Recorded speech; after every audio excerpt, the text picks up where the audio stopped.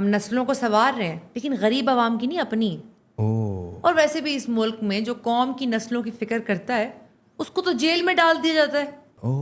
آئی سی، میں سمجھ گیا آپ کا اشارہ کس طرف ہے. اچھا اینی ویز چھوڑیں اس کو، یہ بتائیں گے بزنس کیسا جا رہا ہے آپ کا؟ بس جی گورنمنٹ کا شکر ہے.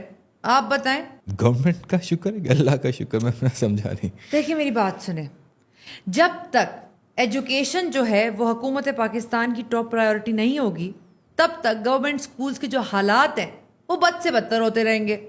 اسی لیے ماں باپ کو چاہتے نہ چاہتے ہوئے مجبوراً بچوں کو ہمارے جیسے مہنگے پرائیویٹ سکولز میں ڈالنا پڑے گا. تو اب آپ خود ہی بتائیں، گورنمنٹ کا شکر ادا نہ کرے تو کس سے کریں؟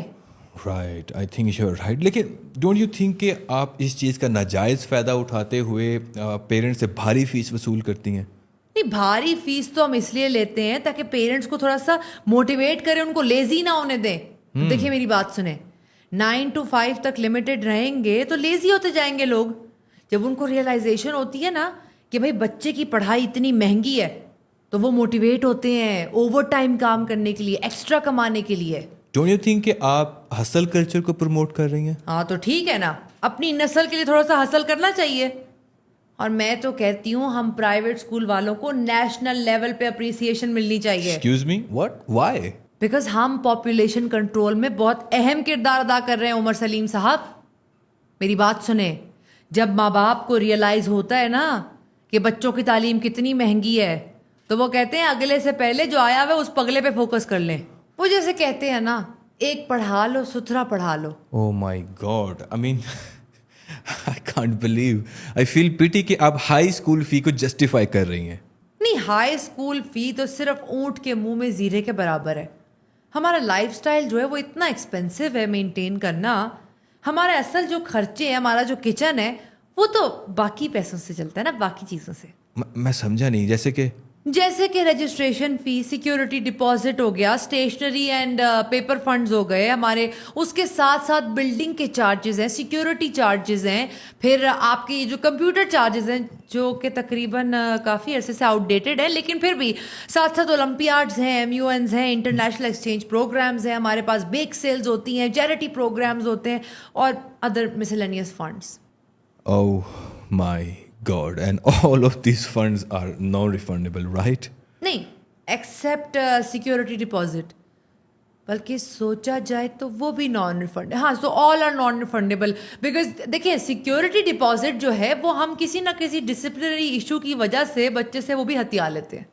Oh my God. اچھا ایک بات بتائیں کہ ابھی ریسنٹلی 3 months کی جو ہے سمر ویکیشن گزری ہیں تو اس میں آپ کے خرچے سبسٹینشلی کم ہو جاتے ہیں. الیکٹریسٹی اتنا خرچہ نہیں آتا اور باقی خرچے بھی کم ہوتے ہیں، لیکن آپ بچوں سے، ان کے ماں باپ سے پوری فیس چارج کرتے ہیں. وائی؟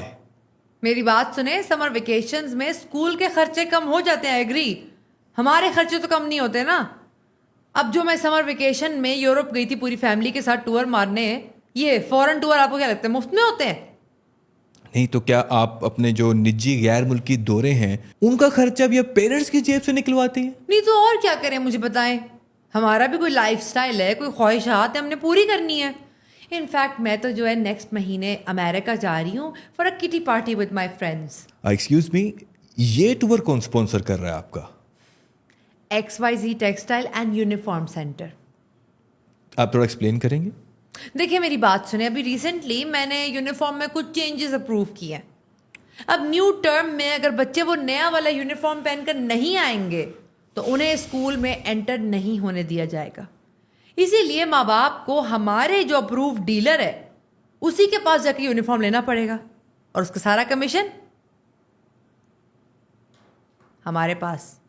اور اگر آپ نے کسی اور ملک کا مالدیف جانا پڑ جائے گا تو پھر آپ کیا کریں گی؟ عمر یہ والی فوٹیج ذرا آپ کاٹ دیجیے گا، پر میں آپ کو بتاتی ہوں ایک بات. اوکے. ہمارے بہت سارے کانٹیکٹس ہوتے ہیں پبلشرز کے ساتھ. ہر سال ہم کسی نہ کسی کتاب کا نیو ایڈیشن لانچ کرتے ہیں اور اس ایڈیشن کے اندر ہوتا کچھ نہیں ہے. دیکھیں انفارمیشن اسٹیز دا سیم، ہم تھوڑی سی ورڈنگ، تھوڑے سے ڈائیگرامس اور کور پیج بدل دیتے ہیں. And the only point is کہ وہ کتاب کہیں کسی بچے کے چھوٹے بہن بھائیوں کے کام نہ آ جائے. تو پھر ہر سال پیرنٹس کو مجبوراً ہمارے اپرووڈ بک اسٹور سے جا کے نئی کتابیں لینی پڑتی ہیں. تو مالڈیوز شالڈیوز کے جو ٹورز ہیں وہ اس طرح نکل آتے ہیں، کوئی اتنا ٹینشن کی بات نہیں ہے.